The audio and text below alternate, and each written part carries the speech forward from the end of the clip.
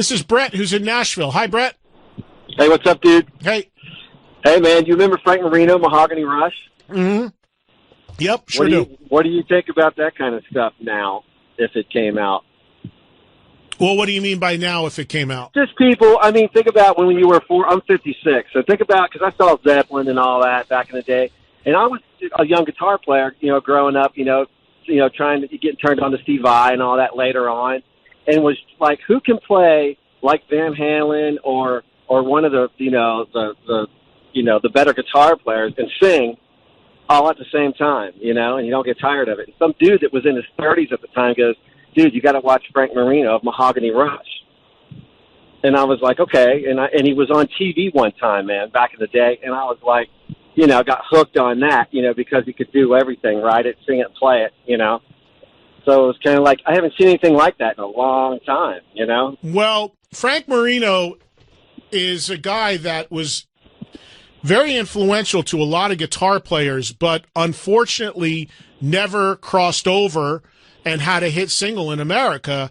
But he was, he was a sort of a Hendrix disciple. He even thought there was some crazy story where he thought he was like the reincarnated Jimi Hendrix, or Hendrix was living through him, or yeah, I've never heard of that. Yeah, he's a Canadian guy, apparently like really little out there at times, but very influential. A guy like Zakk Wylde loves Frank Marino, but right. he just never had the the crossover success in America to become a mainstream name. About 10 years ago, he played some club shows in the U.S., and he sold them out. He did big business. But from what I know about him, and I don't know him personally at all, but from what I know about him, he's a pretty interesting guy, a little out there, and unfortunately doesn't have the kind of draw in America where he could do big business. But he did make a mark. There's a lot of people that swear by that live album. Yeah, that live album was something else. Cool, man. Just wanted to touch base real quick and see, because living in Nashville, it's kind of like being a rock and roller. It's, it's a little weird here because it's kind of like anything goes, but it's still that country thing kind of seems to be the root here, Well, I'll tell you what, though, Brett. Everybody in the world that I know in rock is living in or moving to Nashville right now. They all live on my freaking street. Van Halen's guitar tech was on the corner. And Dave Grayson's rider lives around the corner from me. I mean, I see these guys. There's people. Victor Wooten lives down the road from me. I see these people all the time. There is. But it's like there's I got to run. Thank you, Brett. There's a ton of rock artists moving to Nashville. I don't know what's going on there. But I mean, Tom Kiefer's been there for a long time. Vince Neil lives there now. Dave Mustaine lives there now. Steven Tyler was living there. I don't know if he still is. Eddie Ojeda from Twisted Sister just announced he's moving there. It goes on and on and on. There are Hailstorms based there. Rachel from Skid Row just moved there. It's incredible. Nashville is, outside of Los Angeles, Nashville is now a close second in the places where rock artists live.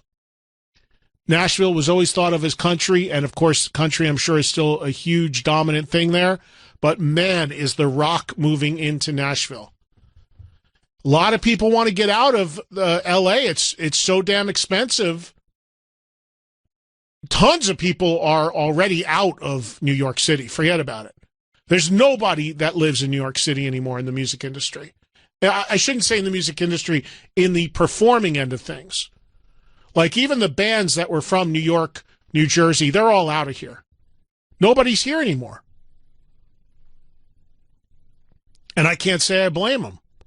Because living in the New York, New Jersey market my whole life, as I still do, it's obscene how much it costs. It's obscene, the taxes, the overcongestion. And with technology today, you can do anything from anywhere as long as you got the internet.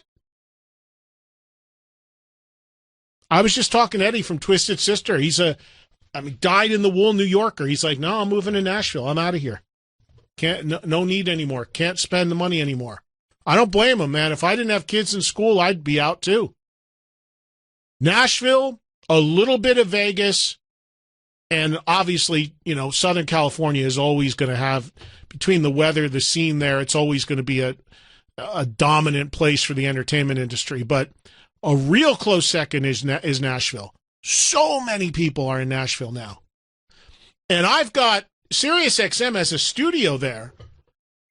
And I would love to go there and do a week's worth of shows, and I hope to do a week's worth of shows there for my volume show sometime soon. I mean, I do a bunch from L.A. I do them from the road all the time. But I got to get to Nashville because so many people I know there, we could have different guests every day on volume. And it's been talked about. It's just a question of getting the schedule together.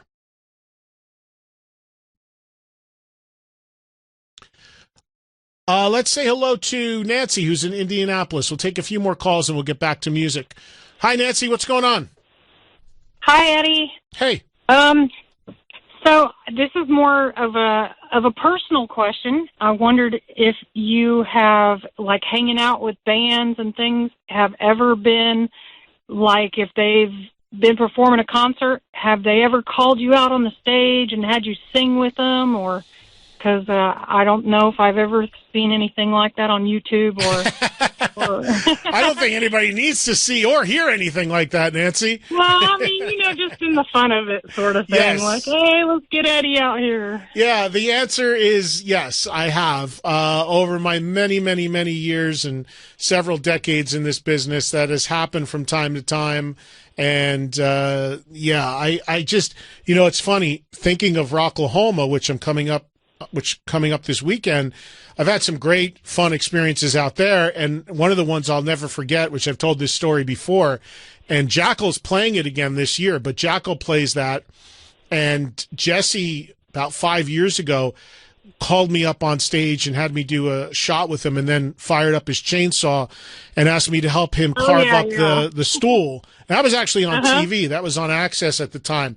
One of the things, see, the problem for me, Nancy, is I don't know how to play an instrument.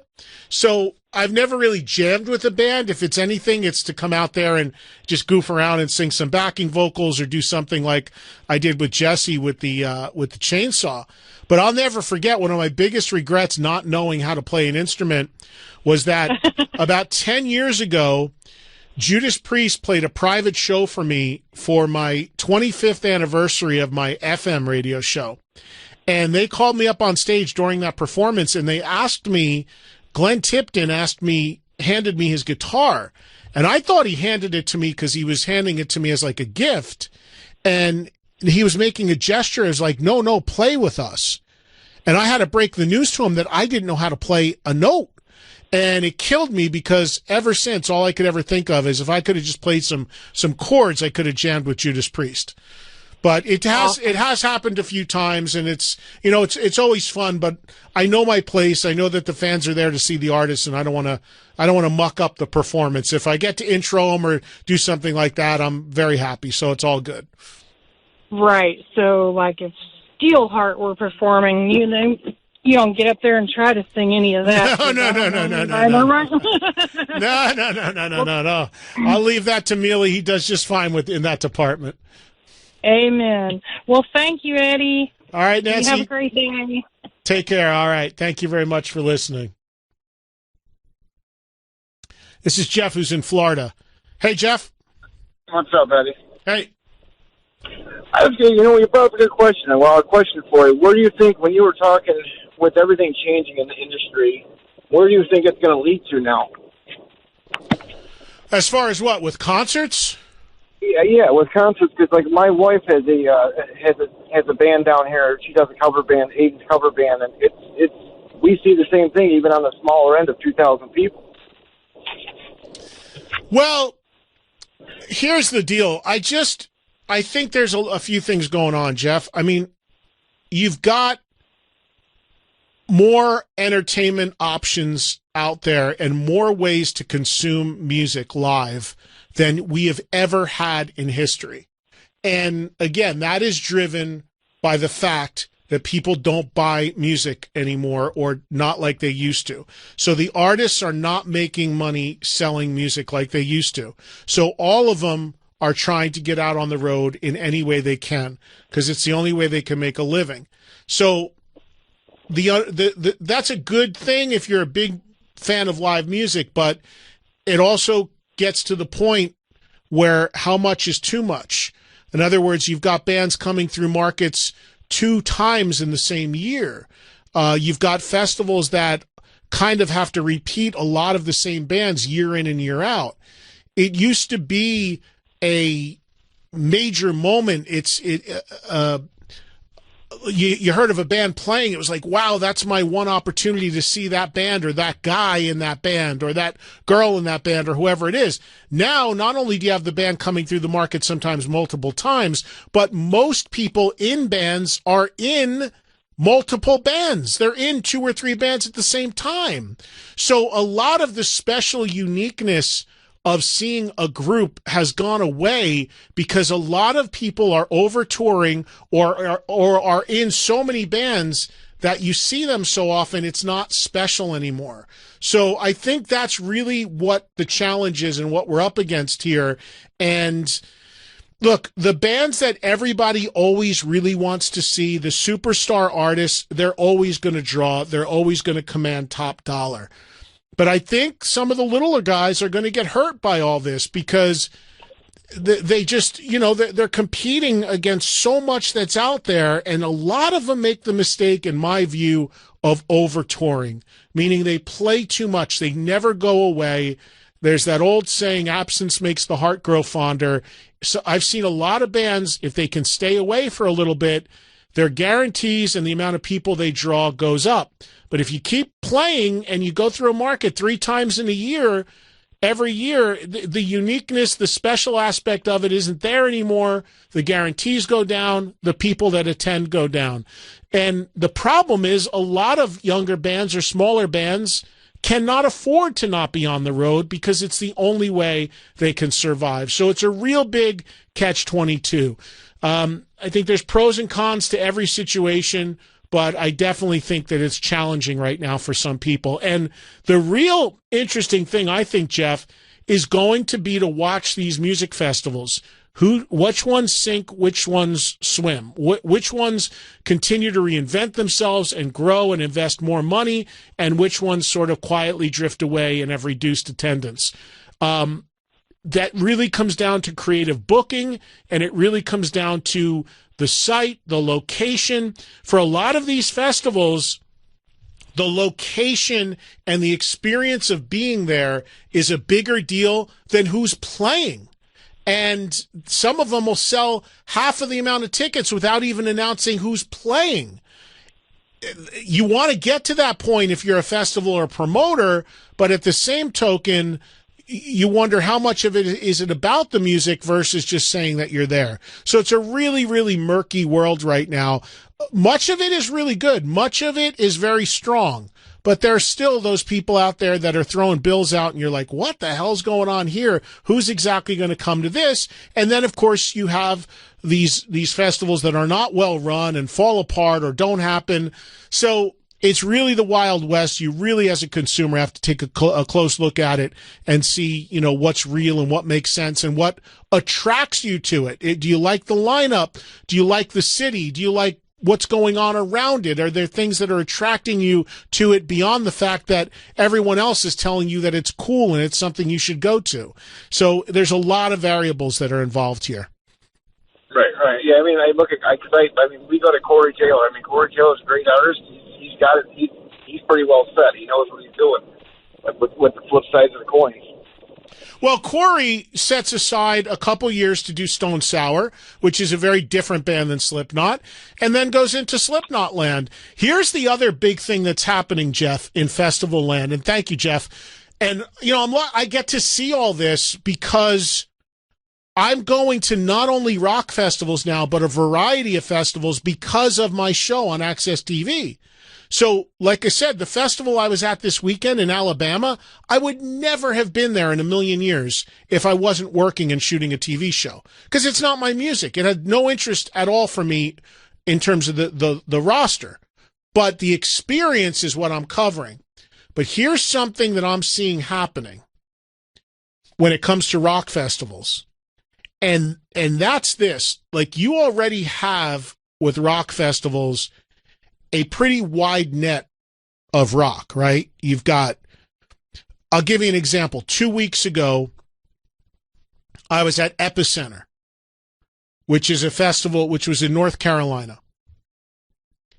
And there you had everything from extreme metal with, bands screaming, screamo vocals, to bluesy hard rock bands, to, Black Label Society, to Tool, who unfortunately didn't play because of weather, to Foo Fighters, the biggest of the big. So you've got this whole mishmash of different sort of rock. But then on that bill, you also had Machine Gun Kelly, who is a rapper. Now, granted, he played Tommy Lee in the Motley movie, but he's still a rapper. His music is rap. But there's Machine Gun Kelly on a rock/metal festival rapping. There is Crystal Method, which is a sort of a dance thing. There was at Rocklahoma last year, Machine Gun Kelly played. This year, there's a band that I understand that is a rap-leaning band called Tech Nine. So you'll say to yourself, wait a minute, why in a rock festival are we starting to get rap, hybrid rock acts or touches of EDM acts? Why is this happening? It's happening because the diversity in the audience is pulling people from different genres and different age groups. The goal now, because this has gotten so competitive, because there's so many festivals, is let's throw something in here that will bring in a slightly different age group or people coming from a slightly different place. Let's see how far we can push the envelope, mixing rock and then maybe a band with rap elements or dance out. Let's just sprinkle a little in. Because maybe on that day, people who like that band that normally wouldn't come to the show will come to see them. I'm starting to see that a lot. Do I like it? No. Because I'm a hardcore rock guy. Do I understand it from a marketing standpoint? Yeah, I do. Last year during Rocklahoma, before the Motley movie came out, I had no idea who Machine Gun Kelly was. And so a few people told me he was a rapper, and I said to the promoter at the time, I said, why do you guys have a rapper on here? What's going on? And he said, well, we're trying something different, trying to draw some different people. And I went out to the stage that he was playing, and there were a good amount of people there singing and dancing into every song. But they weren't the same people that were going to be there when, say, Disturbed was playing, or when Black Label Society was playing, or when Jackal was playing. But who cares? They were through the gates. They paid their admission. And when bands were playing that they didn't like, what were they doing? They were at the beer tent. So there you go. Get them through the turnstiles. Get them on the property. You're not going to like every band. When you're not there, that's okay. You're spending money on food and drink. It all circles back to providing an experience. That is far and away the biggest buzzword I hear right now. What's the experience? The TV show I'm doing for Access TV right now is exactly about that, the experience of the festival. They don't care about who's playing. They don't care about the genre of music. What's going on around it?